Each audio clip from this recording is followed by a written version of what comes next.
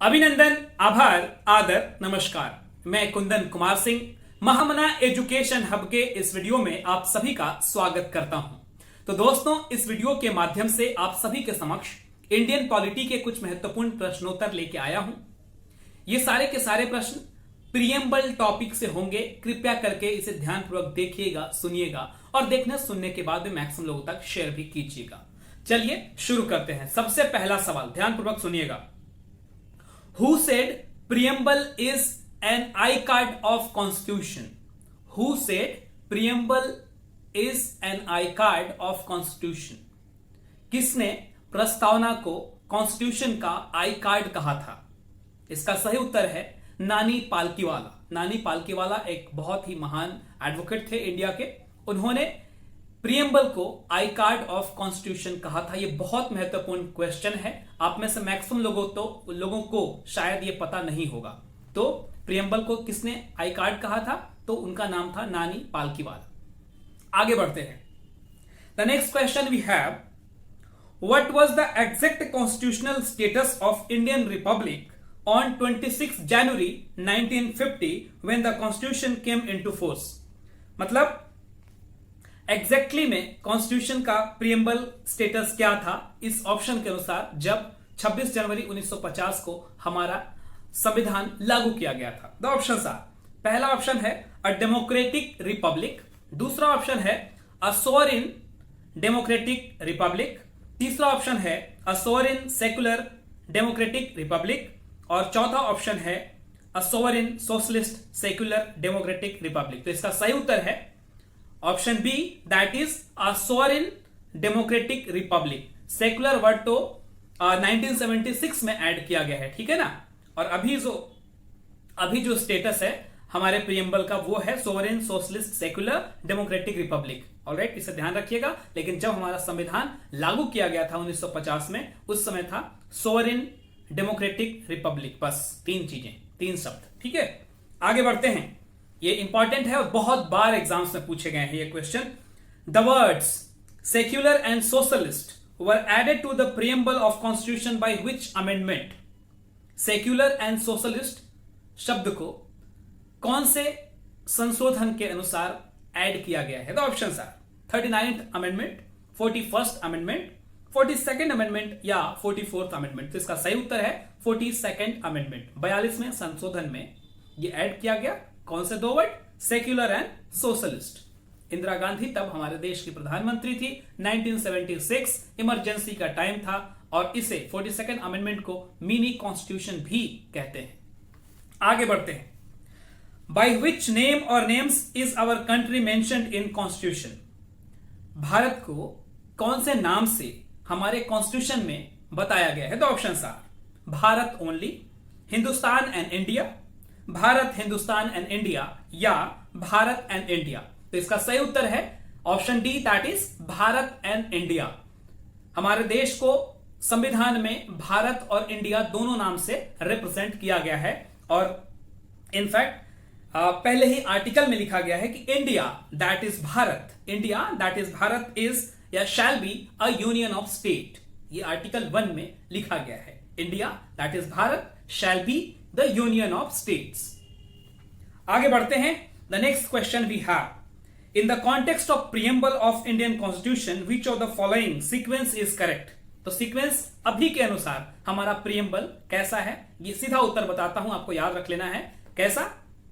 Sovereign socialist secular, sovereign socialist secular democratic Republic. 5 शब्दों को याद रखना है इसी क्रम में। Sovereign socialist secular democratic Republic, ठीक है ना। सो से डे रे, sovereign socialist secular democratic Republic. याद रख लीजिएगा, 4-5 बार लिख लेंगे तो याद हो जाएगा आपको, ठीक है ना। ये क्वेश्चन आता है बहुत बार। आगे बढ़ते हैं। The next question we have, which of the following describes India as a secular state? इनमें से क्या इंडिया को सेक्युलर स्टेट के रूप में दर्शाता है? The options are fundamental rights, preamble of the constitution, 9th schedule या directive principle of state policy. The correct answer over here is preamble of constitution Bharat को सेक्युलर दर्शाता है और सेक्युलर शब्द जो है ये 42nd अमेंडमेंट में लाया गया था। आगे बढ़ते हैं।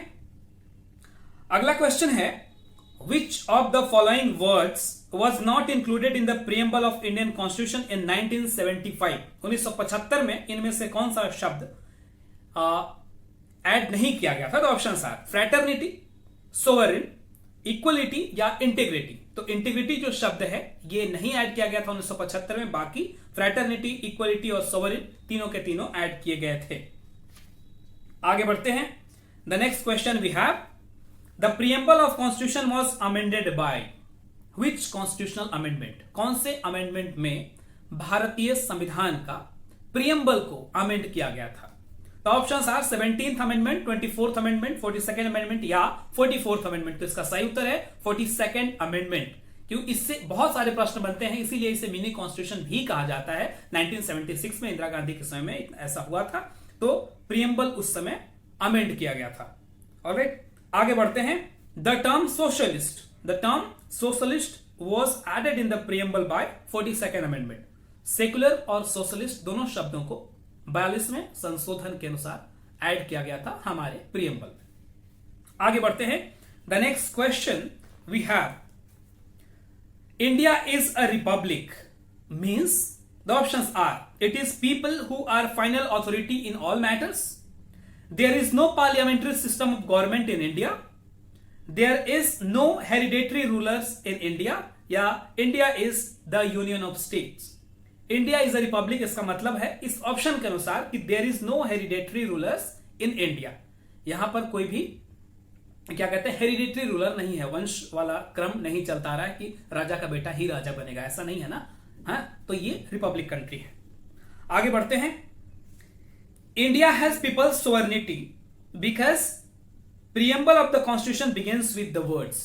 भारत के लोगों के पास सोवर्निटी है क्योंकि प्रियम्बल हमारा शुरू होता है। The options are democratic India, republic of people, democracy of people या we the people of India. तो इसका सही उत्तर है we the people of India. जो संविधान की प्रस्तावना है वो यहीं से शुरू ही होता है, we the people of India. आपको पढ़ के बताता हूं।